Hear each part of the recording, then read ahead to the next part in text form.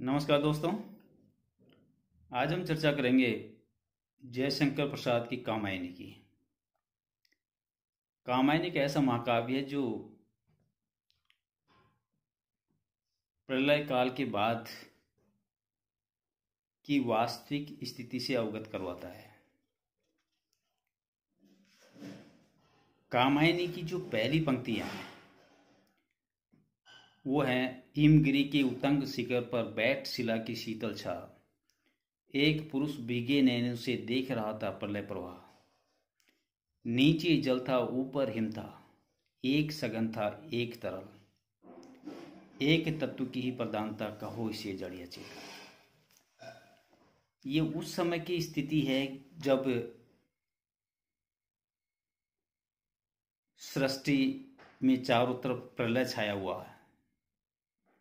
उस प्रलय की अवस्था में चारों तरफ झंझावात चल रहे हैं, तूफान चल रहे हैं, समुद्र उथल फुथल हो रहा है, चारों तरफ जलमग्न, जिधर देखो उधर ही उधर विनाश की लीलाएं। ऐसी स्थिति में मनु, जिसे सृष्टि का आदि पुरुष भी कहा गया है, वह एक दिन एक पर्वत के नीचे, पर्वत की सबसे ऊंची चोटी पर बैठ करके उस बहते हुए जलप्रपात को देख रहा है, उस उथल पुथल को देख रहा है, उस सृष्टि के विनाश को देख रहा है। पूरी सृष्टि तहस नहस हो जाती है, उसमें ना जीव जंतु बसते हैं ना प्रकृति बसती है। चारों तरफ मनु के हृदय के अंदर उन यादों के हिलोरे उठ रहे हैं जब उसने उस सृष्टि को देखा था।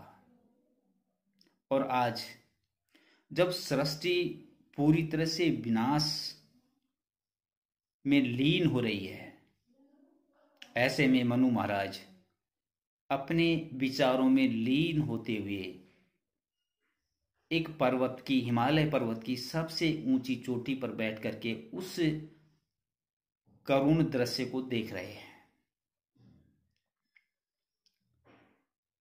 अचानक जब वो अपने विचारों में लीन हैं, विचारों की झंझावात उसे किसी तटस्थ मोड़ पर नहीं पहुंचा रही थी। उन्हें एक मधुर आवाज सुनाई देती है।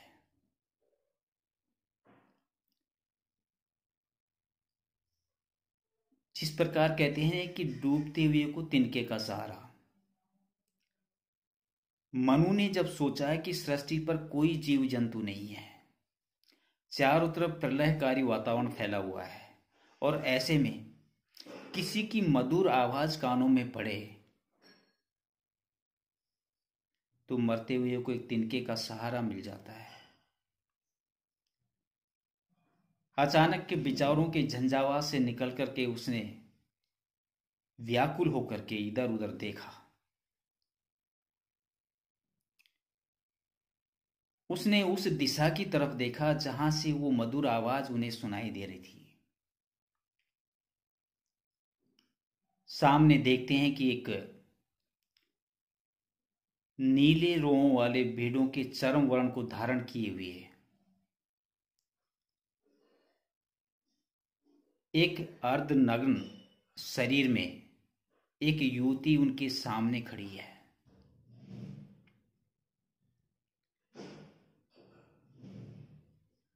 उनके काले बाल ऐसे लग रहे हैं जैसे मानो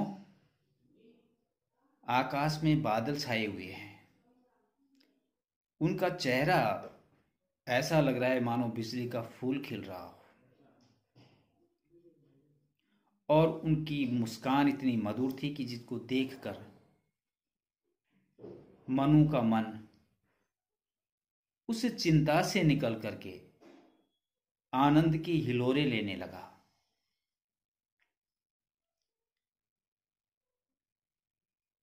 उसने पूछा, कि आप कौन हो, कहां से आई हो। उस नवयुवती, उस बालिका का नाम था श्रद्धा। उसने कहा कि मैं गांधार देश में निवास करती हूँ। जब विचरण करने के लिए इधर से निकली तो एक पेड़ के नीचे कुछ अन्न के दाने मुझे दिखाई दिए। मुझे लगा कि कोई मनुष्य यहाँ पर है, और इसी चीज को ढूंढती ढूंढती मैं यहां तक आई हूं। उसने मनु से पूछा कि तुम इस तरह चिंता में लीन हुए यहाँ क्या कर रहे हो, कौन हो। मनु ने कहा कि मैं वह अभागा पुरुष हूं, अभागा व्यक्ति हूं, जिसके जीवन का कोई लक्ष्य नहीं है। भाग्य मुझसे जो करवाएगा मुझे वही करना पड़ेगा। मैं सब ओर से विवश और लाचार हूं। संसार में कुछ भी चीज स्थायी नहीं है। मैंने अपनी आंखों से ऐश्वर्य के शव को डूबते हुए देखा है। मुझे इस चीजों को देख करके, इन सारे माहौल को देख करके ऐसा महसूस हो रहा है कि अब मेरा जीवन अंत तक घोर निराशा में ही चलता रहेगा। श्रद्धा ने मनु से कहा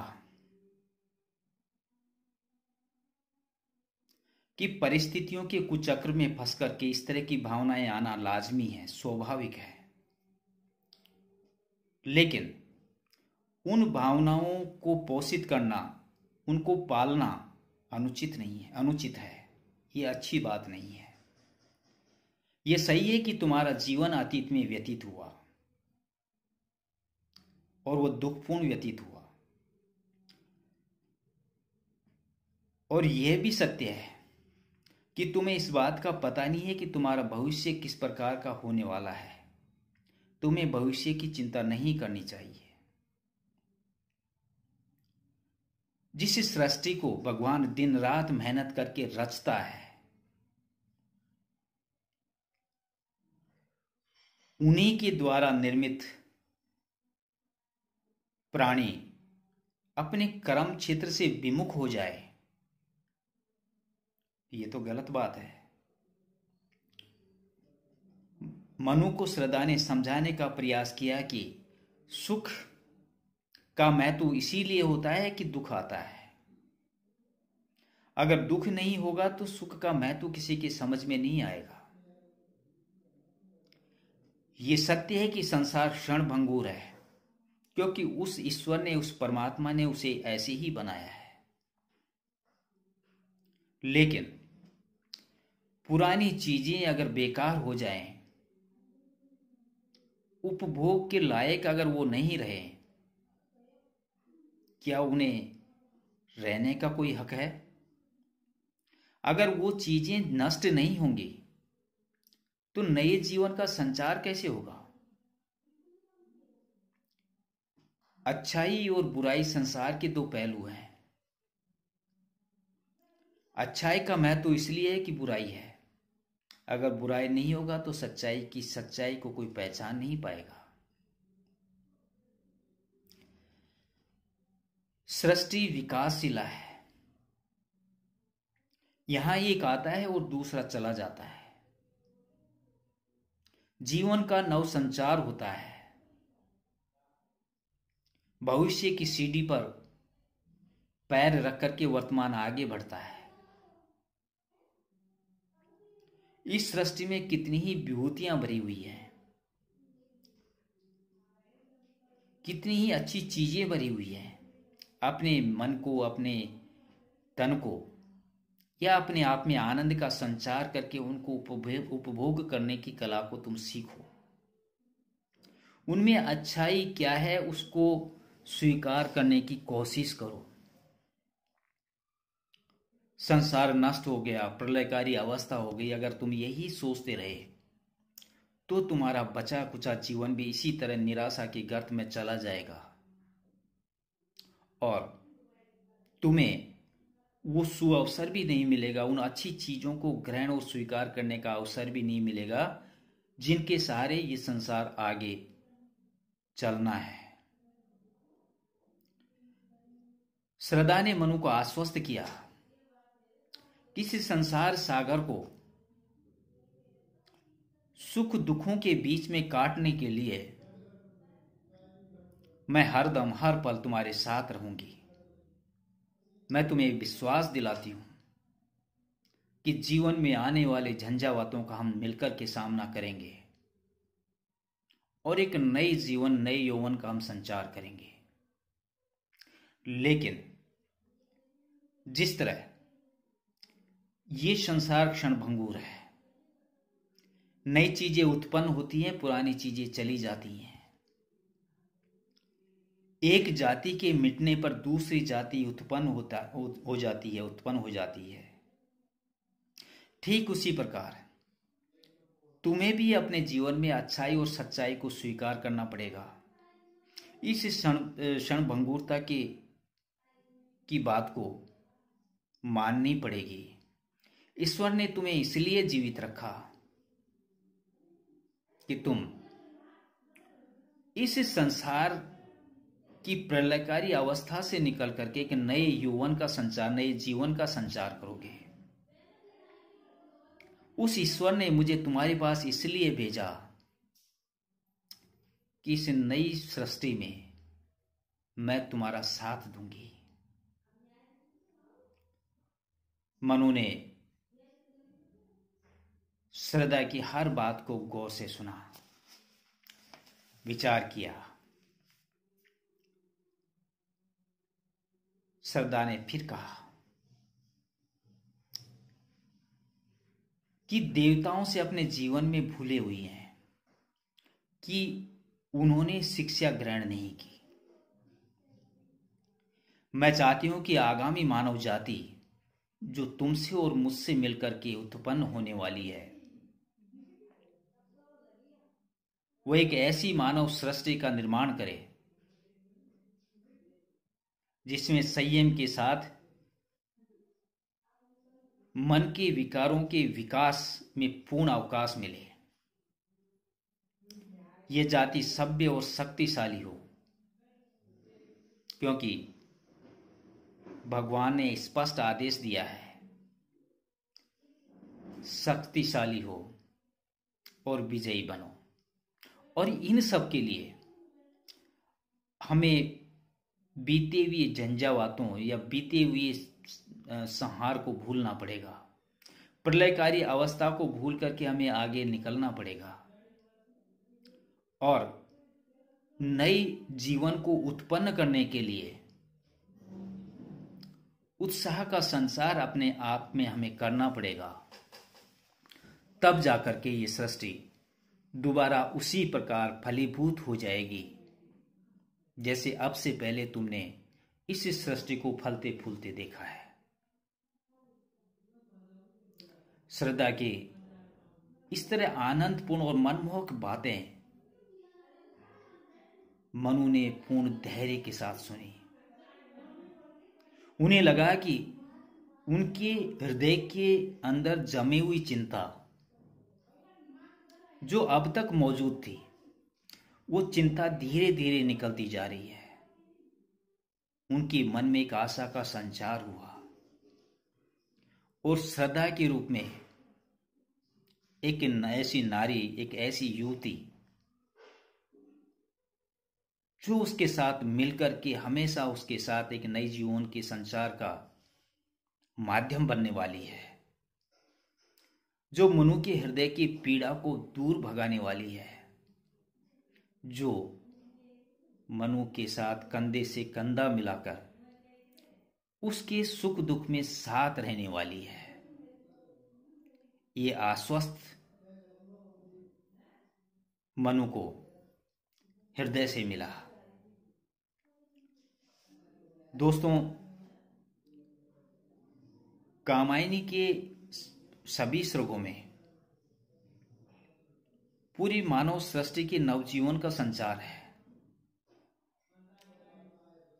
मैं आपको ये श्रद्धा सर्ग को विस्तार से मैं बताऊंगा, क्योंकि आपके पाठ्यक्रम में ये बीए पार्ट द्वितीय के फर्स्ट पेपर में भी है और साथ में एमए प्रीवियस के अंदर भी ये श्रद्धा सर्ग आपके पाठ्यक्रम के अंदर मौजूद है।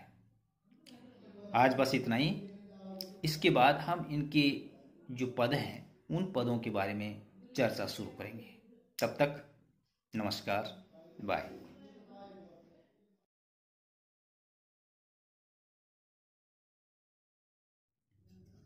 नमस्कार दोस्तों, आज से पहले हमने कामायनी के बारे में चर्चा की और कामायनी के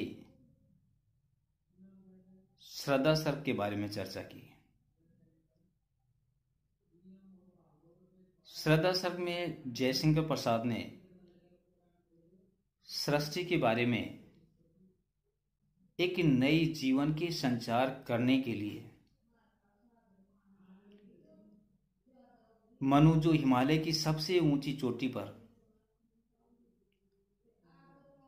विचार मग्न अवस्था में चिंता में बैठे हुए थे,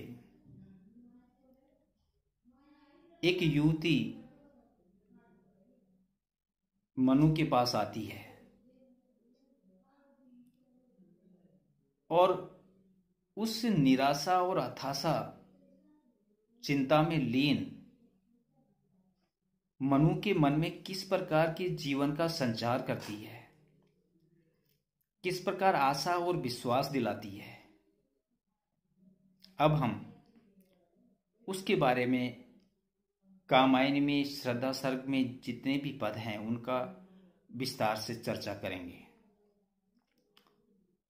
कौन तुम, संस्कृति जल निधि तीर तरंगों में फेंकी मणि एक, कर रहे निर्जन का चुपचाप प्रभा की धारा में अभिषेक। जब मनु चिंता में लीन होकर के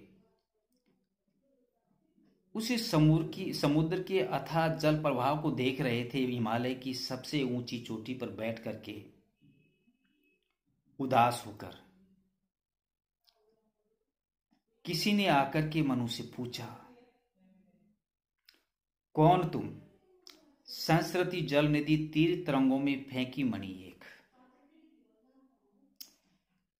संस्कृति कहते हैं कि संसार, जल निधि समुद्र, तरंगों लहरों आघातों,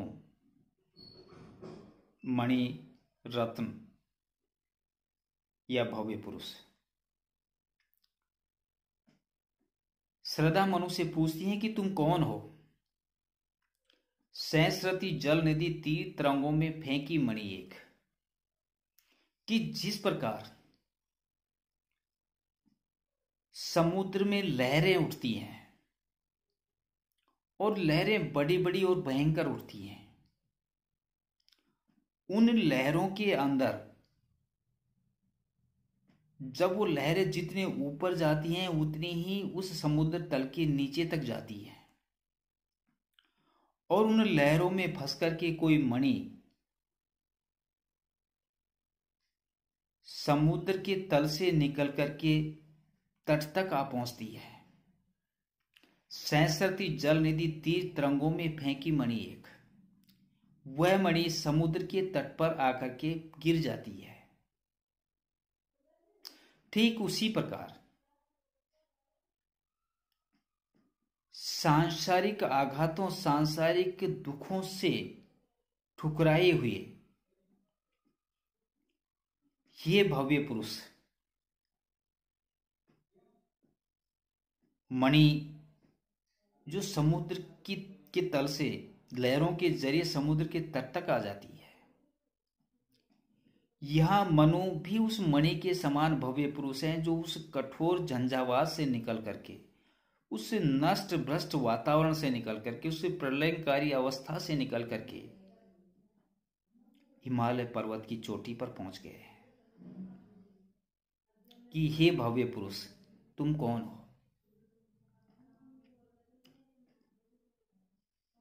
कर रहे निर्जन का चुपचाप प्रभा की धारा में अभिषेक।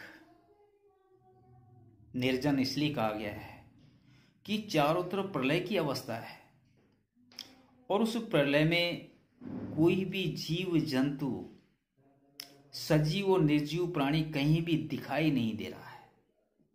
चारों तरफ सन्नाटा है, सूना है।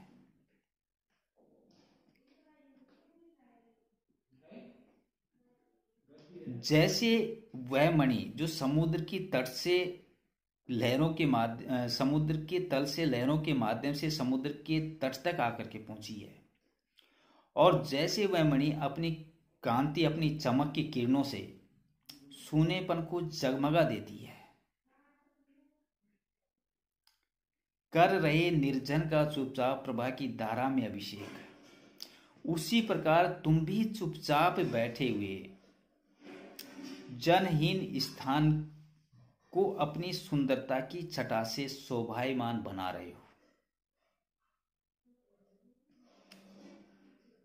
मान लीजिए कि घोर अंधेरे में कोई दीपक की लो नजर आ जाती है और वो दीपक की लो उस जगह के वातावरण को चमका देती है, उजाले से भर देती है, एक नई आशा की संचार वो कर देती है। ठीक उसी प्रकार यहां पर उस अंधेरे रूपी सन्नाटे में वह मणि रूपी दीपक मनु के रूप में, जो अपनी कांति से, अपनी चमक से, अपनी सुंदरता से उस संपूर्ण जीवन को वो शोभायमान कर रहा है, एक नए जीवन के संचार का संकेत वो दे रहा है।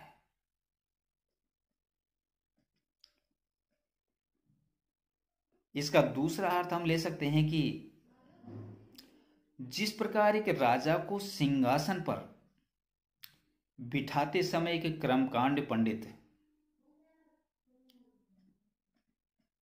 मांगलिक मंत्र पढ़ता हुआ उसके शरीर पर जल के छींटे डालता है, उसे अभिषेक कहते हैं। प्रभा की धारा से अभिषेक, अभिषेक उसे कहते हैं कि राजा को जब सिंहासन पर बिठाया जाता है तो एक कर्मकांडी जो ब्राह्मण है, पंडित है, वह पंडित मंत्रों से जागृत करके कि जल के छींटे उसके ऊपर डालता है, पवित्र करता है। यहां पर जो निर्जन है वो सम्राट है और प्रभा का जो जल है, प्रभा की जो धारा है, वह अभिषेक का जल है। मनु स्वयं जल के छींटे देने वाले ब्राह्मण हैं। यह दूसरी बात है कि इस दृश्य को देखने के लिए वहां कोई भीड़ उपस्थित नहीं है, इसलिए अभिषेक का जो कर्म है वो चुपचाप चल रहा है। निर्जन वातावरण है, सन्नाटा है। मनु के सामने श्रद्धा खड़ी है, वो सवाल करती है कि तुम कौन हो।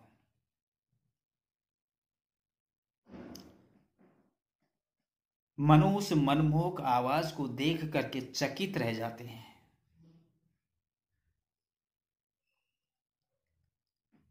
लेकिन उनके मुंह से कोई शब्द नहीं फूट पड़ता। तो यहां ऐसा लगता है कि उस परिदृश्य को देखने के लिए कोई भीड़ उपस्थित नहीं है। जो अभिषेक का जो कर्म है वो चुपचाप किया जा रहा है। अगला, मधुर विश्रांत और एकांत जगत का सुलझा हुआ रहस्य है। एक करुणामय सुंदर मौन और चंचल मन का आलस्य। आगे श्रद्धा मनु से कहती है कि तुम्हारी आकृति में मधुरता टपकती है, मधुर विश्रांत, विश्रांत होता है विश्राम की अवस्था।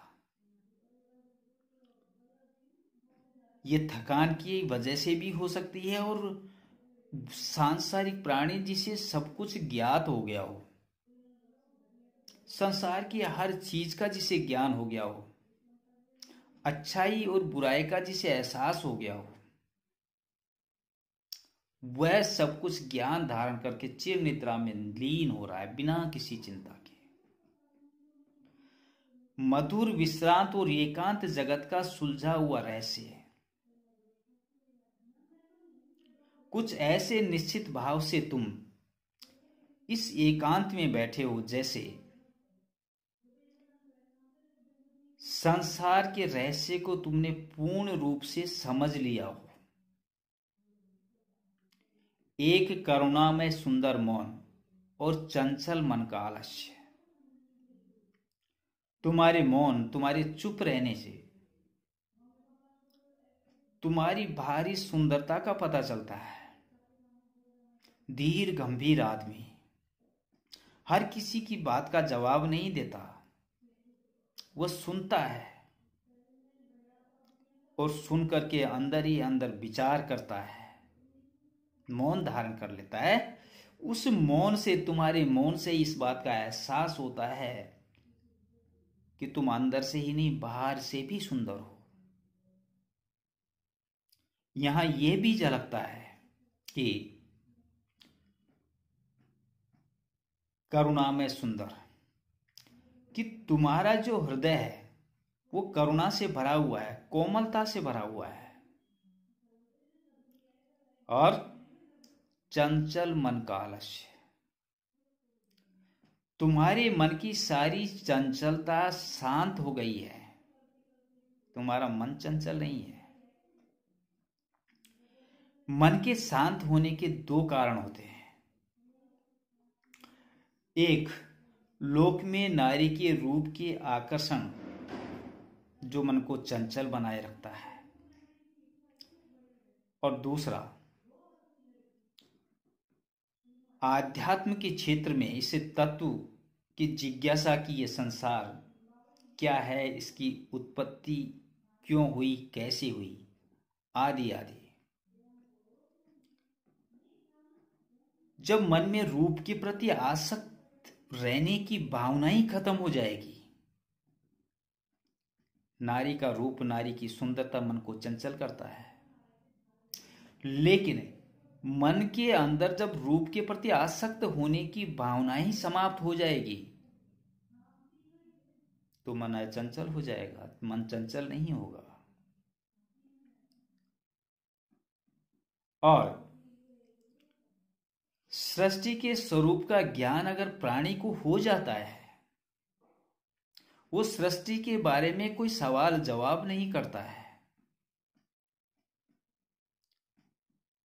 तब भी उसके हृदय में अपूर्व शांति का अनुभव उसे होगा। यहां मनु के मुख पर शांति की झलक पाकर यह समझ लिया गया है कि उसका मन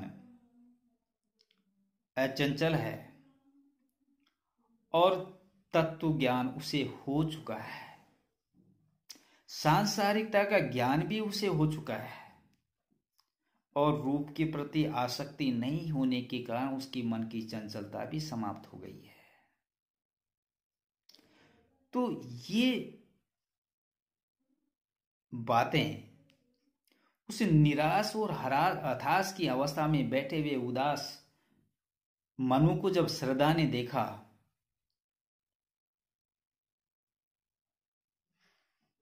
तो श्रद्धा उसके मनु के मन के भावों को पढ़ती है।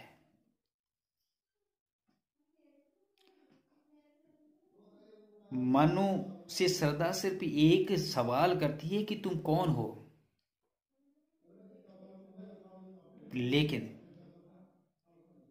मनु उस एक सवाल का भी जवाब नहीं दे पाता है, और वह मनु श्रद्धा को देखता रहता है, और श्रद्धा मनु के मन में उठने वाले भावों को पढ़ती रहती है। वह उन्हें समझने का प्रयास करती है। आज बस इतना ही। अगली कड़ी में हम इसके आगे की चर्चा करेंगे। तब तक नमस्कार।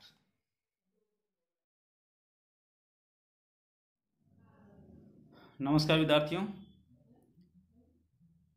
हम चर्चा कर रहे हैं कामायनी जयशंकर प्रसाद की कामायनी की श्रद्धा सर्प की।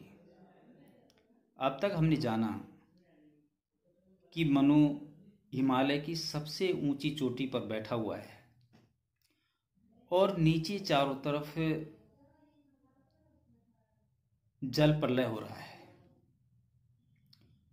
उस जल प्रलय की अवस्था में दूर दूर तक कोई भी प्राणी दिखाई नहीं देता। मनु उस सृष्टि के प्रलय की चिंता में लीन है और उदास होकर के विचार मग्न अवस्था में वह बैठा हुआ है। ऐसे में उसे एक मधुर आवाज सुनाई देती है। वह मधुर आवाज श्रद्धा की होती है। वह मनु को देखती है।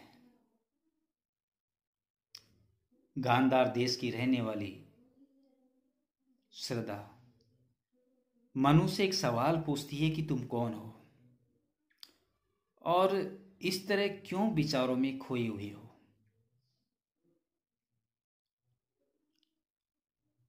मनु श्रद्धा को देखता है और वो देख करके आश्चर्यचकित हो जाता है। और आश्चर्य उसे इसलिए भी होता है कि उस जल प्रलय की अवस्था में दूर दूर तक जब सन्नाटा छाया हुआ है, कोई भी सजीव प्राणी उसे दिखाई नहीं देता। ऐसे में एक मधुर आवाज आकर के उसे पुकारती है कि तुम कौन हो। उसके मन में एक नए जीवन का संचार होता है। क्या सोचता है मनु श्रद्धा के उस सवाल के विरोध में? जब श्रद्धा मनु से पूछती है कि तुम कौन हो। अब आगे सुनाइए मनु ने मधु गुंजार मधुकरी कासा सुंदर सानंद, किए मुख नीचा कमल समान प्रथम कवि का जो सुंदर छंद। मधु गुंजार मधुर वाणी, मधुकरी भ्रमरी प्रथम कवि कहा गया है वाल्मीकि को। सुनाइए मनु ने मधु गुंजार मधुकरी कासा सानंद, गर्दन झुकाए कमल के समान, कोमल मुख की ये वाणी।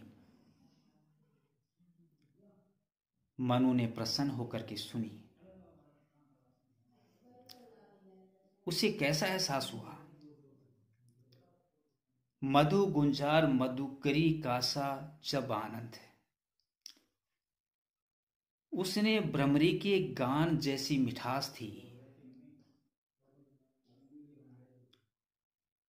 और वह अनायास वैसे ही निकल पड़ी जैसे किए मुख नीचा कमल समान प्रथम कवि का जो सुंदर छंद।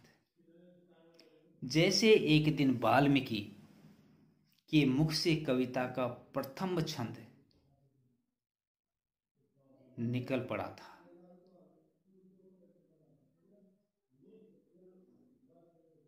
यहां पर श्रद्धा के मुख को कमल के समान बताया गया है और अपने मुख से जो शब्द उच्चारित किए मनु के लिए श्रद्धा ने कि तुम कौन हो, उस वाणी को भ्रमरी की गूंज यहां पर माना गया है। अब इसे वाल्मीकि के प्रथम छंद किस प्रकार कहा गया है?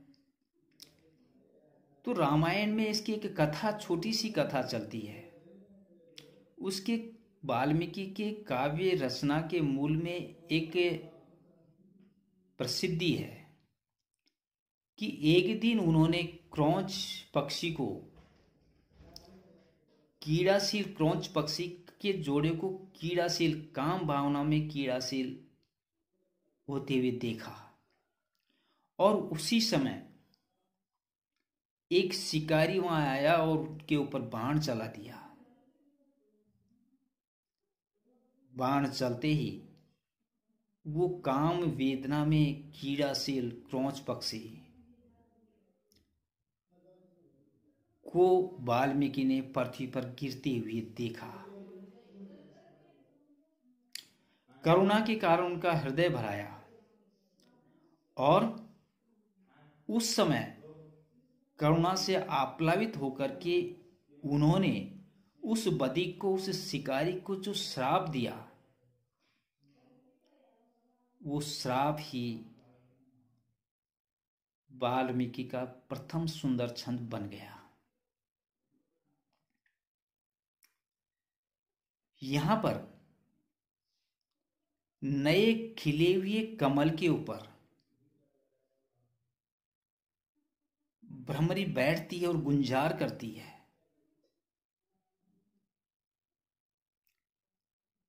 यानी कहीं न कहीं प्रेम भावना वहां पर जागृत हो रही है। और इस प्रेम भावना में जैसे ही मनु ने सवाल किया, श्रद्धा ने सवाल किया मनु से, मनु के हृदय में उस मधुर गुंजार को सुनकर के वह उनके हृदय में अपना आप उत्पन्न होने लगी।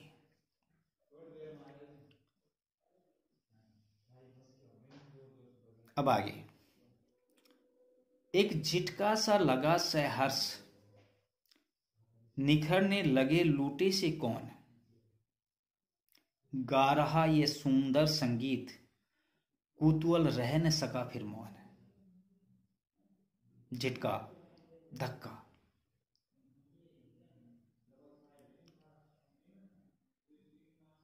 मनु के मन में प्रसन्नता का एक धक्का सा लगा।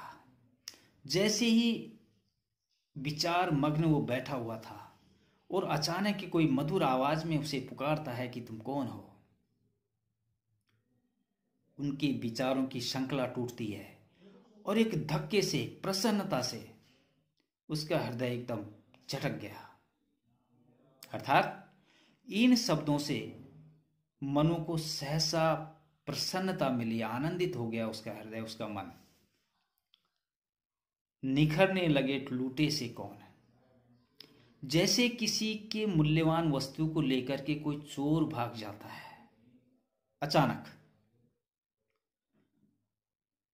और वह व्यक्ति जिसका सामान चुरा करके ले जाया गया, वह हतप्रभ होकर के, आश्चर्यचकित होकर के खड़ा का खड़ा होकर के उसे देखता रहता है। ठीक उसी प्रकार मनु को लगा कि उसके हृदय को कोई खींच रहा है,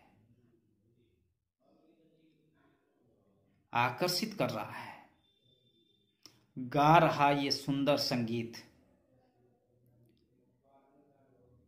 कुतूहल रह न सका फिर मौन।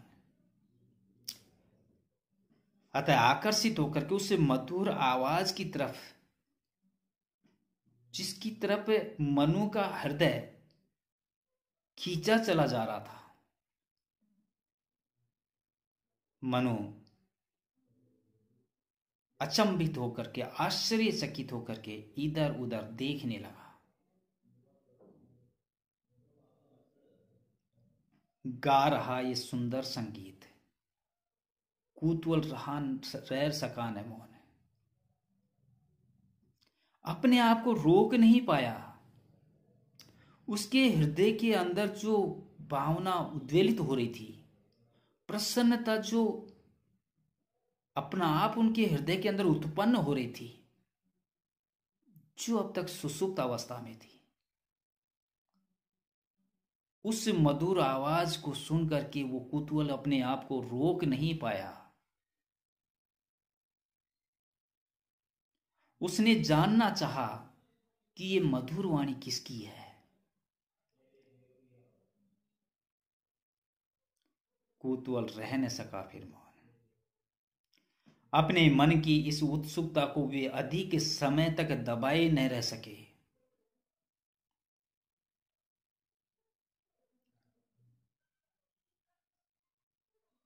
क्योंकि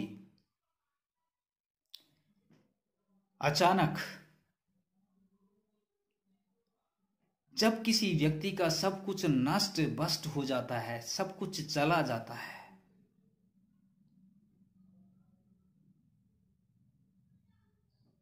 या यूं कहें कि किसी का अपना कोई विशेष प्रेमी इस संसार को छोड़ करके परलोक सिधार जाता है,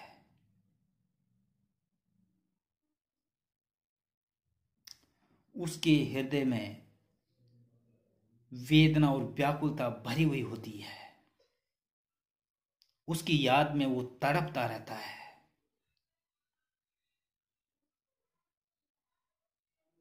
उसका मन, उसका दिल इस बात को स्वीकार नहीं करता है कि उसका प्रेम प्रिय उसे छोड़ करके चला गया है। लेकिन जब वो सामने देखता है, उसे अपने आप को दिलासा दिलानी ही पड़ती है कि जिसे वो जीवन में सबसे ज्यादा चाहा, वो उसे छोड़ करके विदा हो चुका है। वो गहन चिंतन मनन में डूब जाता है। वह उस जाने वाले जीवन के अतीत को महसूस करता है। अपने आप को दिलासा दिला देता है। लेकिन उसी पल कोई आकर के उसे ये खबर देता है कि उसका प्रेम प्रिय जीवित है।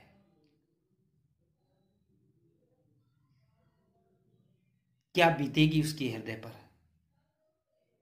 क्या चल रहा होगा उसके हृदय पर?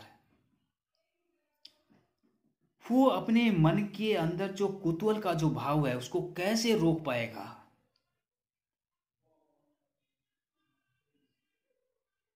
वो हड़बड़ा जाएगा, वो दौड़ पड़ेगा,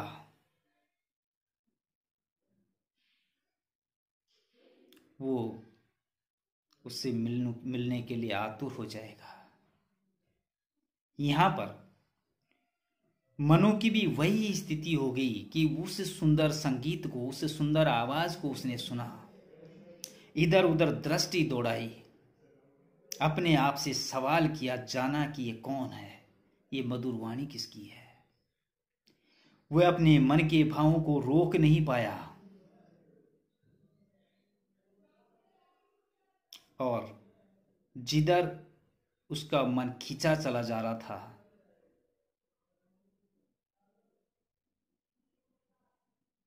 अपने आप को भी उसी दिशा में दौड़ाना उसने शुरू कर दिया। आज हम अपनी बात को यहीं समाप्त करते हैं। अगली कड़ी में इसके आगे की हम चर्चा करेंगे। तब तक नमस्कार। नमस्कार विद्यार्थियों, हम चर्चा कर रहे हैं जयशंकर प्रसाद की कामायनी और कामायनी का भी श्रद्धा सर्ग। अब तक हमने जाना कि श्रद्धा ने जब मनु को देखा कि वो हिमालय के ऊंचे शिखर पर, चोटी पर उस चिंतित मनन करता हुआ दिखाई दे रहा था। चारों तरफ प्रलय का वातावरण था। मनु के सामने आते ही उसका पहला प्रश्न मनु के लिए था कि आप कौन हो। उस निश्चल आकाश में चारों तरफ सन्नाटा पसरा हुआ और चारों तरफ प्रलय का वातावरण हो, किसी हताश निराश आदमी को आकर के कोई पूछे या उससे कोई कोलाहल सुनाई दे तो उसके हृदय की क्या गति होगी। और ऐसे में एक सुंदर पवित्र युवती को अपने सामने मधुर आवाज से ये पूछता हुआ सुने कि आप कौन हो। मनु के जीवन में एक नया संचार होता है। उसको हृदय में एक झटका सा लगता है। उसका मन, उसका हृदय उस आवाज के पीछे भागने लगते हैं।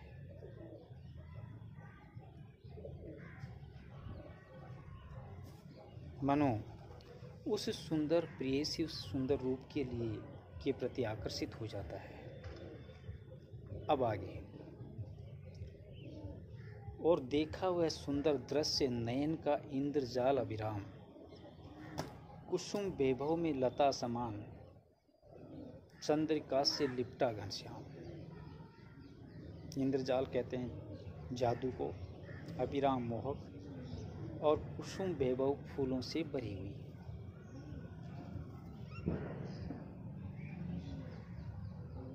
जब श्रद्धा को मनु ने देखा उसे कैसा लगा, और देखा वह सुंदर दृश्य नयन का इंद्रजाल अभिराम। उन्होंने ऐसी सुंदर मूर्ति को देखा जो आंखों पर मोहक जादू डाल रही थी। इंद्रजाल अभिराम, अभिराम कहते हैं सुंदरता, जो सुंदरता का जादू आंखों के ऊपर डाल रही थी, जिसकी आंखें बहुत बड़ी बड़ी और आकर्षित थी, जो दूसरों को आकर्षित करने वाली थी। कुसुम वैभव में लता समान, चंद्रिका में लिपटा घनश्याम। उसका शरीर ऐसा था जैसे फूलों से भरी कोई लता या फिर कोई श्याम बादल जो चांदनी से घिरा हो।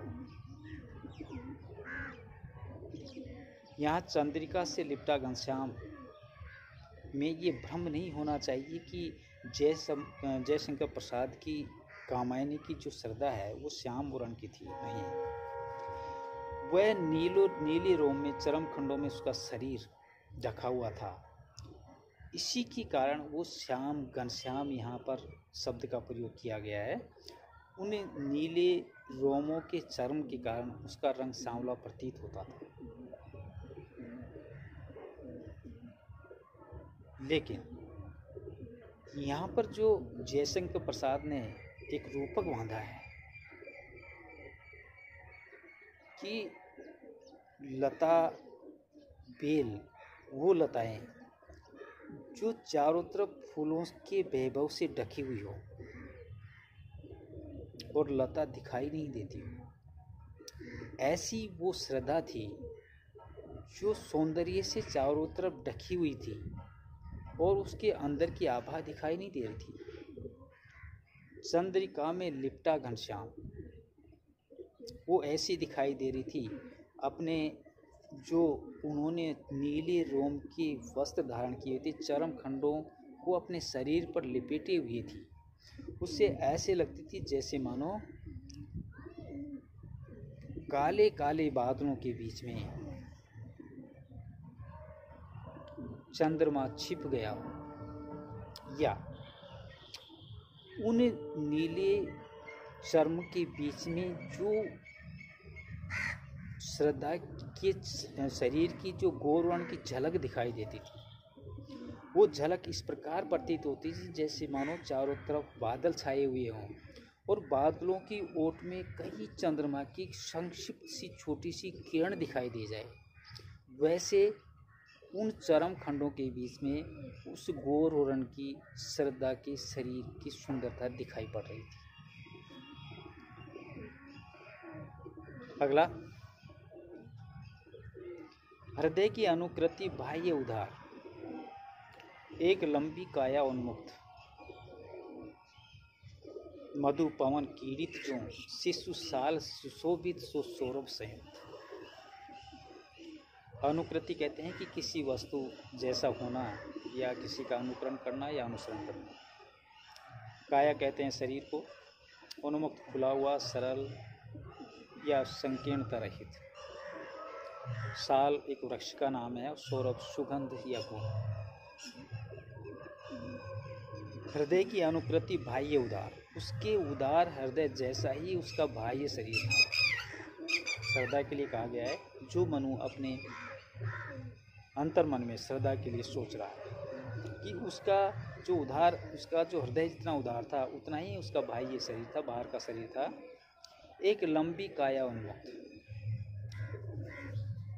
यदि उसका शरीर लंबा था तो उसका हृदय भी विशाल था। उसका शरीर खुला हुआ था तो हृदय भी शरीर और संकीर्णता से रहित था, यानी विशाल हृदय की वो नायिका थी। मधु पवन कीड़ित जो शिशुसाल सुशोभित हो सौरभ संयुक्त। जैसे कोई छोटा सा साल वृक्ष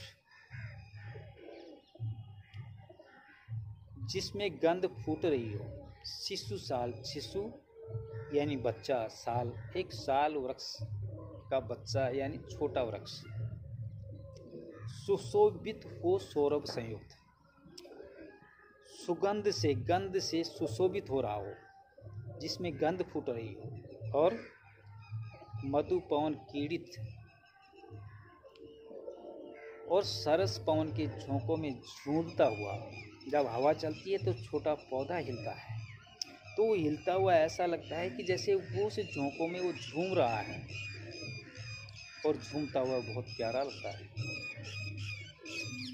वैसे ही उस नायिका के शरीर से भी भीनी भीनी गंध आ रही थी और वह मधुरता से युक्त होने के कारण अत्यंत शोभाशाली प्रतीत हो रही थी।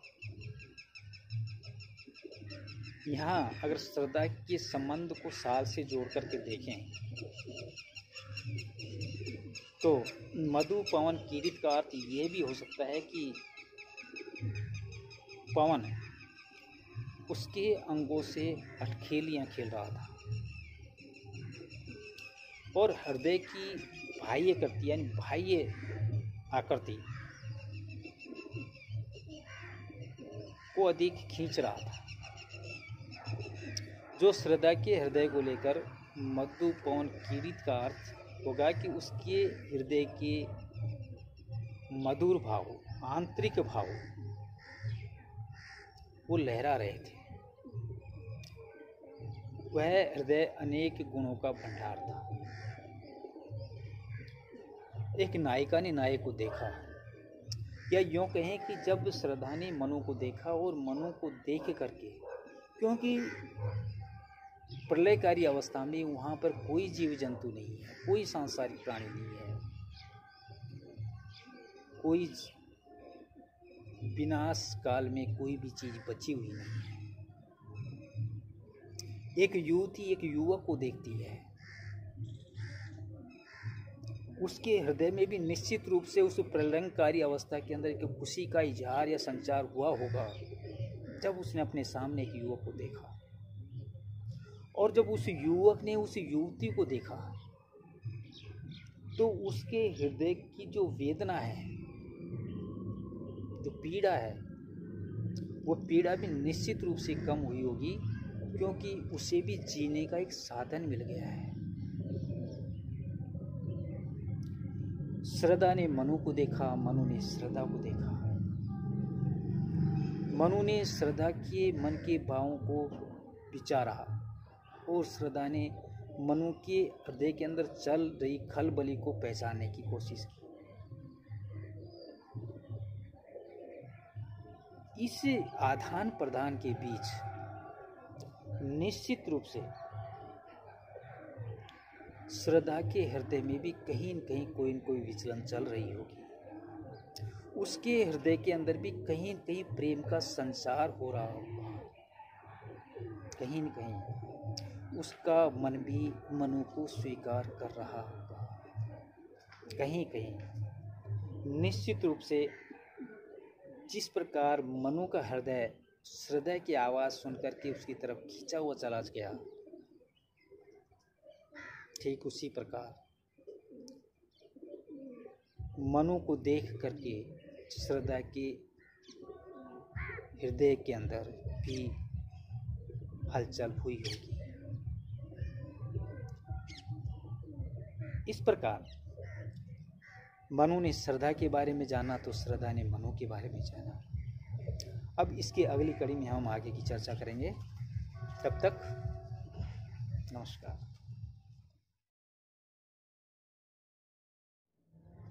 नमस्कार विद्यार्थियों, हम पढ़ रहे हैं कामायनी जयशंकर प्रसाद का महाकाव्य, और उस कामायनी का भी श्रद्धा सर्ग।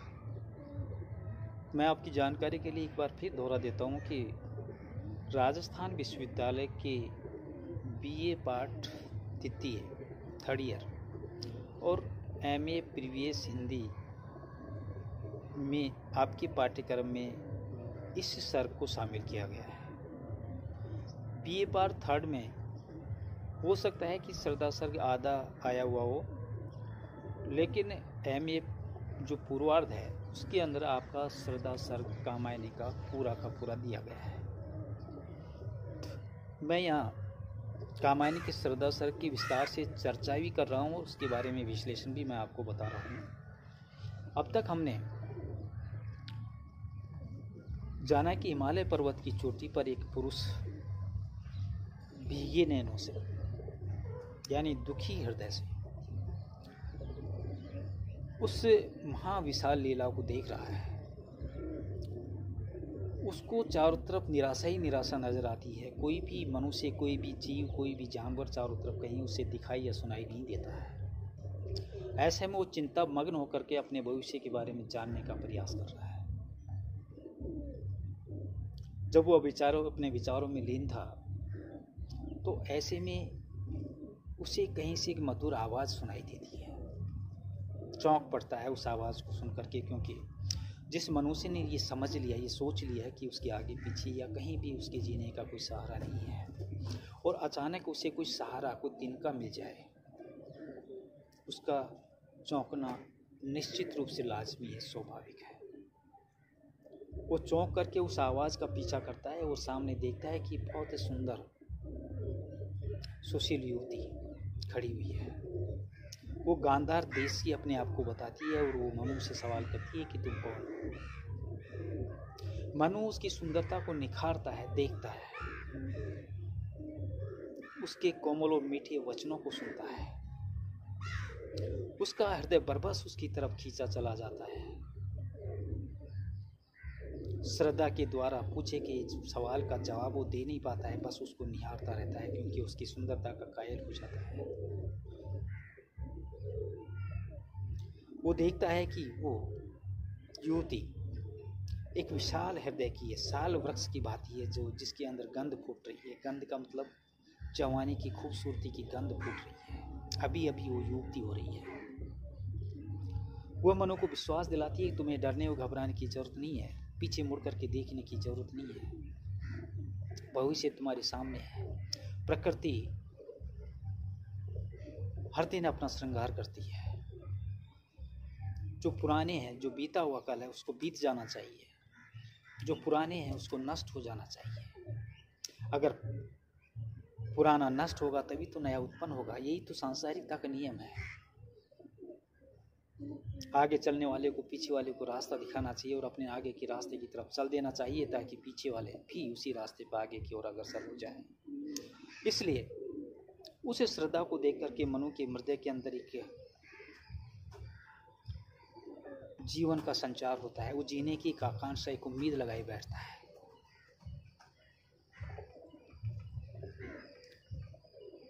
श्रद्धा के भावों के साथ में, उसके हृदय के साथ में अपने आप को वो बहाना शुरू कर देता है।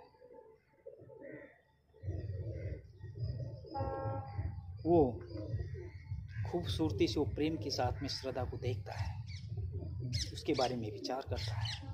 अब आगे मृषण गंधार देश के नील रोम वाले मेघों की चारों ढक रहे थे उसका वपुकांत, बन रहा था वह कोमल वर। वो गांधार देश से आने वाली श्रद्धा अपने आप को नाम बताने वाली। उसने नील रोम वाले मेसों के चर्म, मेसो कहते हैं भेंट, चर्म होते हैं चमड़ा, उसने अपने शरीर पर चिकने नीले रोए वाले पेड़ों के चर्म से ढक रहे थे उसका वपुकांत, उसका सुंदर और चमकीला शरीर उसने उन नीले रोए वाले पेड़ों के चर्म से ढका हुआ था, ढक रखा था। आभायुक्त, जो सुंदरता से उसकी दमक और चमक देखते ही जान पड़ती थी, अपने शरीर को उन्हें नीले रोओं वाले पेड़ों के चर्म से उसने ढक रखा था। वह कोमल वर,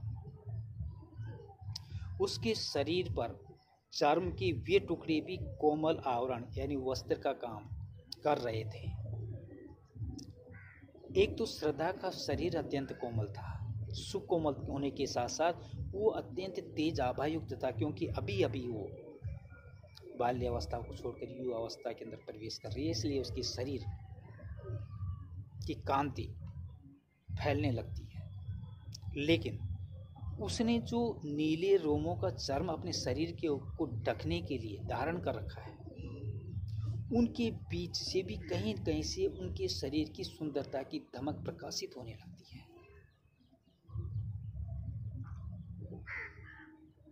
यहाँ कोमल वर्ग में एक वचन है और मेसों के चर्म ढक रहे थे, यहाँ पर बहुवचन है। जो मेसों के चर्म के लिए आया है, अतः व्याकरण की दृष्टि से ये इसे हम वचन दोष कह सकते हैं। अब आगे, नील परिधान बीच सुकुमार, खुल रहा मर्दल अध खुला आंख, खिलाओ ज्यों बिजली का फूल, मेघवन बीच गुलाबी अंक।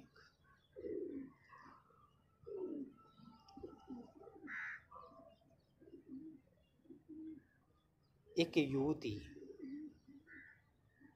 घोर वर्ण वाली, उसने अपने शरीर पर नीले रंग की साड़ी पहन रखी है। शरीर उसका गोरा है, आभा उसकी सौंदर्य युक्त है, नीले वस्त्र की साड़ी उसने पहन रखी है, लेकिन शरीर के किन्हीं अंगों पर वो नीले रंग की साड़ी का वस्त्र नहीं है।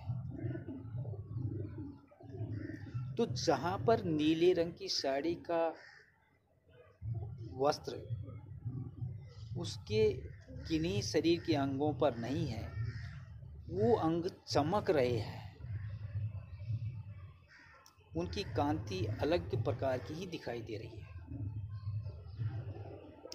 ऐसा लगता है जैसे मानो घने आकाश में बादल छा रहे हो और घने काले बादलों के बीच में कहीं से बिजली कड़कती है और उस बिजली के कड़कने से उन काले बादलों का रंग गुलाबी हो जाता है।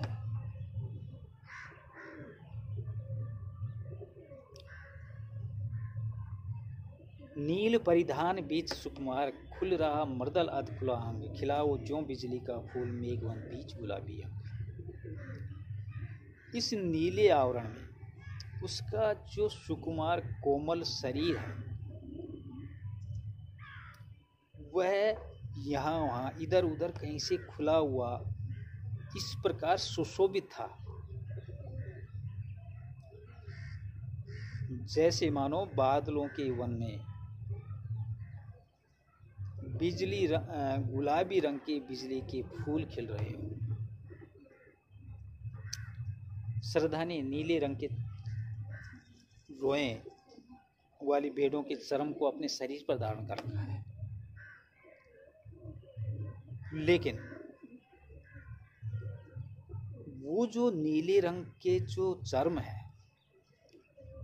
उनने उनके कंधों को, वक्ष को और कटी प्रदेश कमर को ढक रखा है, लेकिन गर्दन और नाभि के आसपास की जगह पर वह वस्त्र नहीं है, जिसके कारण वो नाभि के आसपास का स्थल जब खुला हुआ चमकीला दिखाई देता है तो ऐसा लगता है कि जैसे मानो घने बादलों के बीच से बिजली चमक रही हो या बिजली का फूल दिखाई दे रहा हो।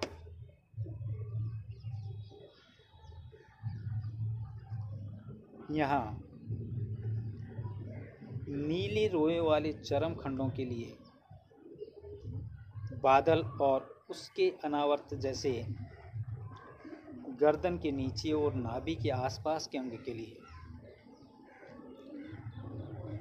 बिजली के फूल माना गया है। श्रद्धा ने अपने कंधों, अपने वक्ष और अपने कटी प्रदेश को ही केवल ढका हुआ है, तो कवि की ये जो कल्पना है एक सुंदर नायिका के बारे में, इससे बढ़कर के क्या हो सकती है, उसकी सुंदरता के बारे में इससे बढ़कर के क्या बखान किया जा सकता है। प्रकृति का मानवीकरण तो निश्चित रूप से छायावादी कवियों की एक पहचान रही है, उनका एक प्रमुख अंग रहा है, लेकिन प्रकृति के बीच में सुंदरता को किस तरह उसने सजा दिया, एक नायिका के सौंदर्य को प्रकृति के बीच में किस तरह तालमेल के साथ में बिठा दिया, किस तरह उसने एक सुंदर नायिका को सुंदर नायिका के लिए प्रकृति को सजीव बना दिया। निश्चित रूप से श्रद्धा के माध्यम से जयशंकर प्रसाद ने एक सुंदर युवती, उसकी सुंदरता का बखूबी बखान प्रकृति के द्वारा किया है, जो साहित्य के इतिहास में कहीं कहीं ही देखने को मिलती है, सब जगह नहीं।